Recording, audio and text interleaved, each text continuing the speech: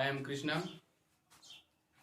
मैं आज आपको पढ़ाने जा रहा हूँ त्रिकोणमिति के अनुप्रयोग, जिसे इंग्लिश में बोलते हैं एप्लीकेशंस ऑफ ट्रिग्नोमेट्री।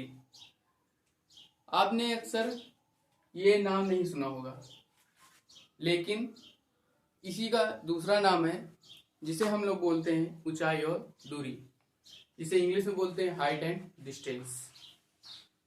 तो जो हाइट एंड डिस्टेंस होता है, इसे क्यों बनाया गया, क्यों इसका यूज हुआ, क्या यूज हुआ इसका, तो यही सब मैं आज आपको बताऊंगा। जैसे कि आपने सुना, मैंने बोला कि हाइट एंड डिस्टेंस, ऊंचाई और दूरी, ऊंचाई और दूरी।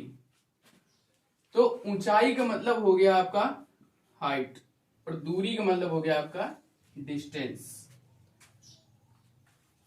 मैं बताता हूं किस तरह से इसका उपयोग आप अपने क्वेश्चन पे ही करेंगे, क्वेश्चन को सॉल्व करने पर करेंगे। इस चैप्टर का नाम ऊंचाई और दूरी क्यों पढ़ा, ये सब मैं आपको यहाँ एक पॉइंट मानते हैं। माना मैंने एक पॉइंट ए एक पॉइंट मान लिया। इस पॉइंट से आप 10 मीटर की दूरी पर खड़े हुए हैं। मान लीजिए ये आप 10 मीटर की यहाँ पे दूरी है, ये आपकी 10 मीटर की दूरी है, यहां पर आप खड़े हुए हैं। मान लीजिए आप बी हैं, ओके। अब ए जो पॉइंट है, ये आपका मान लीजिए कोई मीनार है या पहाड़ है या कोई खंबा है या कोई टेम्पल, कोई कुछ भी मान लीजिए। मैंने अब माना ये कोई खंबा है, एक तरह का कोई भी खंबा होता है तो वह ऊर्ध्वाधर खड़ा होता है, ठीक है। तो ऊर्ध्वाधर का मतलब होता है बिल्कुल सीधे तल से 90 डिग्री का कोण बनाने का, मतलब 90 डिग्री का कोण बनाता है तल से। तो 90 डिग्री का मतलब होता है बिल्कुल सीधे। ये मैंने सीधे बना दिया।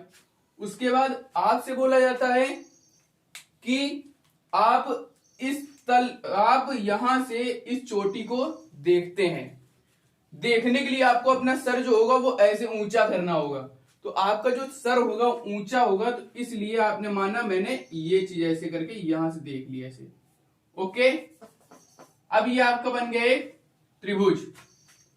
त्रिभुज बनने के बाद आपका जब एक त्रिभुज बन गया, तो इसके बीच में देखिए एक ये कोण बना, एक ये कोण बना और एक ये कोण बना। तो ये जो कोण हो गया उसको समकोण बोल देंगे। दूसरा कोण क्या हो गया आपका, इसको बोलते हैं हम लोग तल और आपकी जो देखने की वो दूरी है उसके बीच का जो कोण होता है, इसको हम लोग बोलते हैं उन्नयन कोण। उन्नयन कोण। और जो आपका यहां से ये ना हट के यहां से ये कोण बनता है, मान लीजिए यहां से आप डेड डेड डेड डेड ऐसे मान लीजिए, जो आपका ये कोण बनेगा तो ये आपका कहलाएगा अवनमन कोण।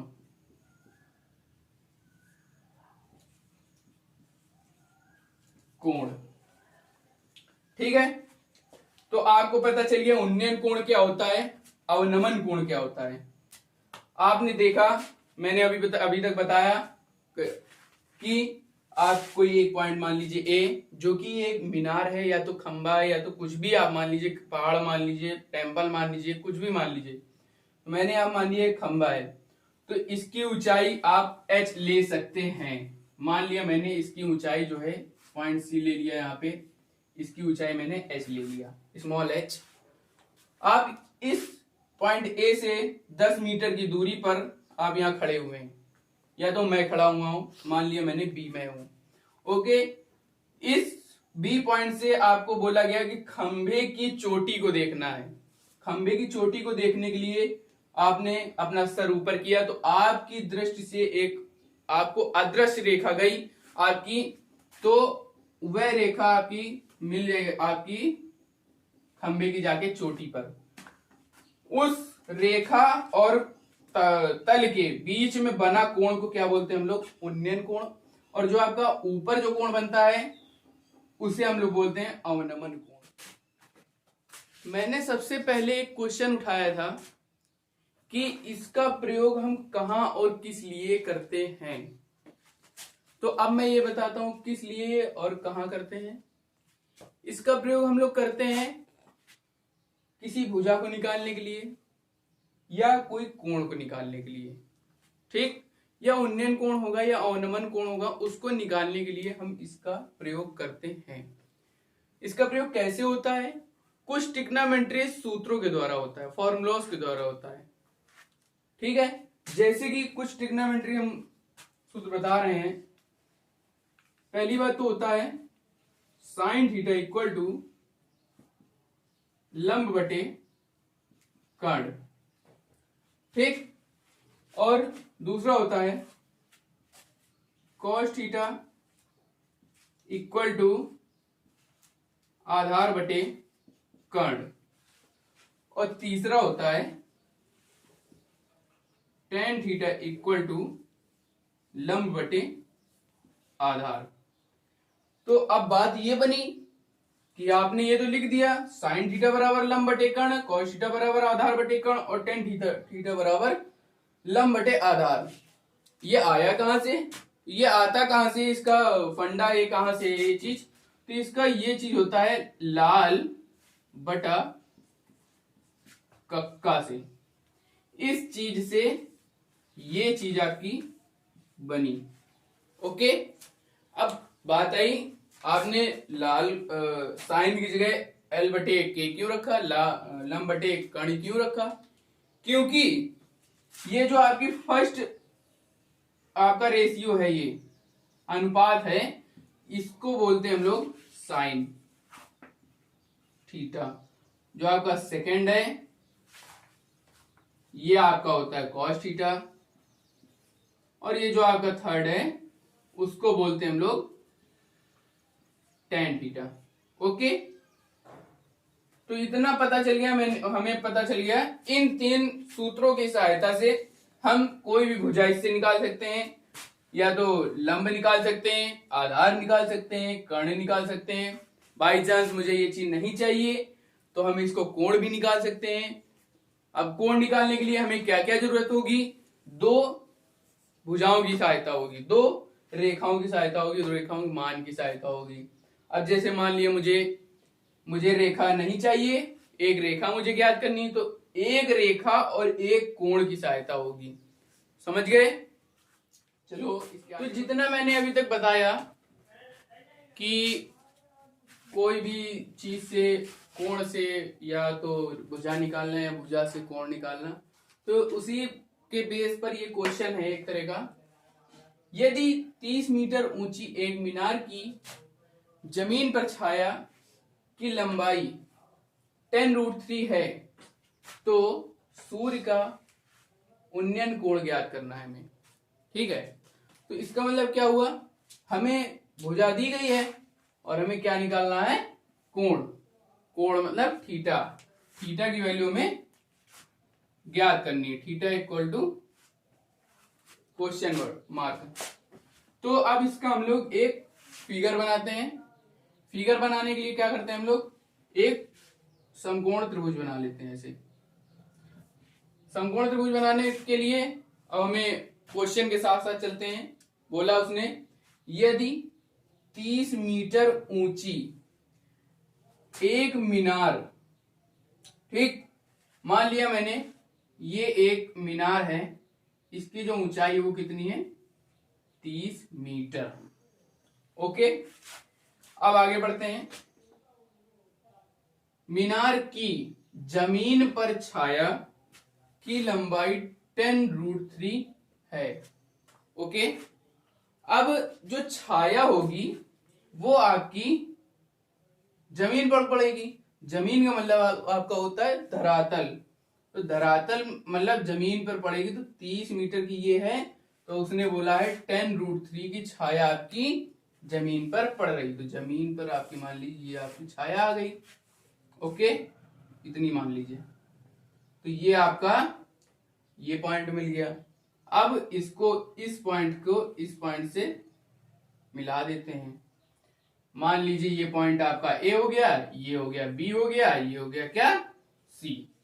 इसकी जो लंबाई दी थी वो कितनी दी थी 10√3, 10√3। ओके, अब क्या करते हैं, आगे क्वेश्चन पढ़ते हैं। तो सूर्य का उन्नयन कोण ज्ञात कीजिए। अभी मैंने थोड़ी देर पहले ही बताया था, इस फिगर में उन्नयन कोण क्या होगा, ये हो गया उन्नयन कोण आपका, ये कोण बताना है आपको थीटा, मान लीजिए थीटा। तो हम लोग लिखते हैं यहां पे गिवन, मतलब हमें दिया हुआ है, क्या क्या दिया है,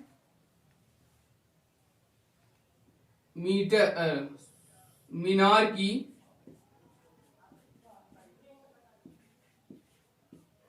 लंबाई इक्वल टू कितना है 30 मीटर। ओके, अब बोल रहा है जमीन पर छाया उसकी कितनी पड़ रही है, लिखेंगे जमीन पर छाया की लंबाई इक्वल टू कितना है 10√3। ओके, अब हमें देखो मैंने बोला था कि दो भुजा मुझे दे दी गई हैं, अब तीसरा हमें क्या निकालना है, कोण। कोण निकालने के लिए हम लोग लिखेंगे यहां पे समकोण के लिए, समकोण त्रिभुज से, समकोण त्रिभुज से tan थीटा इक्वल टू लंब बटे आधार। अब ये लंब बटे आधार कहां से आ गया, मैंने अभी थोड़ी देर पहले एक पहली क्लास में मतलब पहले बताया था लाल बटे का से। ये जो आपका लास्ट वाला रेशियो होता है वो आपका किसको डिनोट करता है, tan थीटा को डिनोट करता है। देखिए आपको जो लंब की दूरी है वो कितनी है 30 मीटर और आधार की दूरी कितनी दी है 10√3 इक्वल टू आपका होगा हम लोग 13, लंब का मान आपका हो गया, कोण से त्रिभुज से लेते हैं हम लोग 30 अपॉन आधार का मान कितना हो गया आपका 10√3। ओके, अब हम लोग इसको डिवाइड करते हैं, तो 10×3 = 30। चलो भाई, अब tan थीटा इक्वल टू 3/√3। आपको आपने सुना होगा अभी तक कि जो रूट की वैल्यू होती है वो कभी बटे में नहीं होती है, समझे। तो इसको यहां से हटाने के लिए हम लोग क्या करते हैं, इसी का ऊपर नीचे इसके साथ मल्टीप्लाई कर देते हैं। √3 का ऊपर मल्टीप्लाई, √3 का नीचे मल्टीप्लाई। जो ऊपर मल्टीप्लाई होगा वो आपका यही आ जाएगा 3√3 अपॉन क्या आ गया। अब देखो रूट का रूट से मल्टीप्लाई होता है तो क्या हो जाता है, रूट हट जाता है। तो यहां मैंने लिख दिया 3, ये 3 से 3 कैंसिल हो गया, तो आपका क्या आ जाएगा tan थीटा इक्वल टू √3। अब भैया इतना आ गया, इसके आगे क्या करते हैं, इसके आगे √3 को हम लोग चेंज कर सकते हैं किसमें, tan theta equal to tan 60 में, 60 डिग्री। ओके, तो tan से tan हो गया आपका कैंसिल, तो आपका यहां क्या आ जाता है थीटा इक्वल टू 60 डिग्री। तो आपको मैंने एक क्वेश्चन बताया कि दो आपको भुजा दी गई हैं, उसके बाद उन भुजाओं से क्या निकाल ली हमने, कोण निकाल ली, मतलब थीटा की वैल्यू निकाल ली। ओके, जो आपका ये आया है वही आपका मेन आंसर होगा। ओके, अभी तक मैंने एक क्वेश्चन बताया जिससे दो भुजा दी गई थी और एक कोण निकाला गया था, ठीक। अब मैं एक क्वेश्चन बताता हूं जिसमें एक कोण और एक भुजा दी गई है, एक भुजा मुझे निकालनी है, ठीक। चलो भाई देखते हैं क्वेश्चन को, तो क्वेश्चन को पढ़ते हैं धीमे धीमे। बोल रहा है 15 मीटर लंबी एक सीढ़ी एक ऊर्ध्वाधर दीवार के ठीक ऊपरी सिरे पर पहुंच पाती है।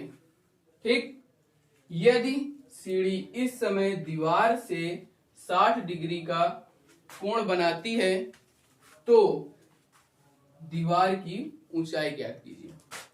तो चलो बना लेते हैं हम लोग बढ़िया से एक फिगर पहले, तो फिगर के बाद ना स्टार्टिंग करते हैं क्वेश्चन की। चलो भाई, पहले बोला 15 मीटर लंबी एक सीढ़ी एक ऊर्ध्वाधर दीवार के ठीक ऊपरी सिरे पर, तो मतलब एक ऊर्ध्वाधर दीवार है आपकी जिसके ऊपरी सिरे पर आपकी एक सीढ़ी है, वो बिल्कुल उसके ऊपरी सिरे तक पहुंच जाती है। ठीक, तो पहले हम लोग एक दीवार बनाते हैं। यहां मैंने एक ये दीवार बना ली। तो इसकी जो लंबाई हमें क्या करनी है, लास्ट में देखिए आपको ज्ञात करनी, दीवार की लंबाई ज्ञात कीजिए। तो इसकी जो लंबाई उसको पहले ऐसे छोड़ देते हैं, फिर देखते हैं, फिर से एक बार क्वेश्चन देखना। 15 मीटर लंबी एक सीढ़ी एक ऊर्ध्वाधर दीवार के ठीक ऊपरी सिरे पर पहुंच पाती है। तो मतलब जो सीढ़ी होगी तो वह आपकी जमीन से दीवार की तरफ जाएगी तो बिल्कुल टेढ़ी होके जाएगी, मतलब एक तरह का कुछ ना कुछ जमीन से कोण बनाएगी। ठीक, तो मान लिया मैंने ये जो आपकी है यहां से ये आपकी कितनी, ये हो गई आपकी सीढ़ी। तो ये आपकी सीढ़ी की लंबाई कितनी दी है, 15 मीटर। यहां लिख दिया मैंने 15 मीटर। ओके, चलो भाई, अब जो आपकी 15 मीटर की सीढ़ी है जमीने पे तो रखी होगी, कोई हवा में तो उड़ेगी नहीं। तो यहां पे मैंने ये जमीन बना दिया यहां से लेके ऐसे, तो आपका ये क्या बन गया है, एक तरह से समकोण त्रिभुज। समकोण त्रिभुज, तो जो समकोण त्रिभुज बना है, अब यहाँ पे आगे आप क्वेश्चन को पढ़ेंगे दोबारा हम लोग। तो बोला है यदि सीढ़ी इस समय दीवार से 60 अंश का कोण बनाती है तो दीवार की ऊंचाई ज्ञात कीजिए। जो दीवार आपकी ये है, सीढ़ी आपकी ये है, तो इसके साथ आपकी क्या, ये सीढ़ी आपकी 60 डिग्री का कोण बना रही है। ठीक, तो आपकी दीवार की ऊंचाई ज्ञात करनी है। तो इसको मान लिया मैंने ए, इसको मान लिया बी और इसको मान लिया क्या, सी। ओके, चलो भाई, अब सबसे बड़ी बात आती है। सबसे बड़ी बात यह आती है कि इसमें अभी तक मैंने देखा कोण यहां दे रहा था, अब ये क्वेश्चन दे रहा कोण यहां पर। तो मैंने अभी तक बताया था कि उन्नयन कोण और अवनमन कोण। तो जो उन्नयन कोण हमने बताया था भैया यहां पे होता है, तो चाहे इसको ऐसे रख लो, इस ट्रायंगल को हम क्या ऐसे नहीं बना सकते हैं, इसको ऐसे कर दो, इसको ऐसे क्या ऐसे, ये ट्रायंगल क्या ऐसे नहीं बन सकता है, बन सकता है। ये जो आपका 60 डिग्री होगा ये आपका यहाँ पे आ जाएगा, समझे। इसको यहाँ पे ना बना के इसको हमें इसी में देखना है। तो आपकी जो हम लोग लिख लेते हैं, हम लोगों ने माना दीवार की ऊंचाई बराबर h मीटर। ओके, तो भैया हमने मान लिया, तो उसको वहां पे डिनोट कर देते हैं फिगर पे, हम लोग ग्राफ पे हमने डिनोट कर दिया h। तो इसकी जो लंबाई है यहां से कितनी हो जाएगी, यहां से लेकर यहां तक, इसकी लंबाई यहां से लेकर यहां तक। अब हमें देखिए, अब यहां पर ध्यान देने वाली बात है, हमेशा आपने अभी त्रिभुज आपने पढ़ा होगा, तो त्रिभुज में एक नियम होता है या तो उसको रूल कुछ भी आप समझ लीजिए, कोण के सामने वाली भुजा हमेशा क्या होती है, लंब होती है। तो ये जो आपकी भुजा होगी ये आपकी होगी लंब। ओके, आपकी लंब हो गई। दूसरी आपकी अब जो आपकी लंब होती है, उसके बाद आपका जो लंब 90 डिग्री देखते हैं हम लोग, 90 डिग्री के सामने वाली भुजा क्या होती है, आपकी कर्ण होती है। ये आपकी भुजा हो गई कर्ण। ओके, और जो अब बचा लंब हो गया, कर्ण हो गया, बचा क्या, आधार। तो आपकी ये कौन सी भुजा होगी, आधार। इसमें ना कंफ्यूज होना कि अभी तक हम बता रहे तो लंब ये होता था, आधार ये होता था, कर्ण ये होता था। तो उसमें ये भी ध्यान देना, उसमें कोण हमेशा यहां बनता था, इसलिए आपका लंब ये होता था। इसमें कोण यहां बन रहा है तो लंब आपका ये होगा। इसीलिए ये मैंने क्वेश्चन उठाया था, क्योंकि इसमें कुछ यही था टॉपिक एक तरह का। अब बिल्कुल बेकार क्वेश्चन बन चुका है, तो अब सीधा लगाते हैं हम लोग। त्रिभुज, समकोण त्रिभुज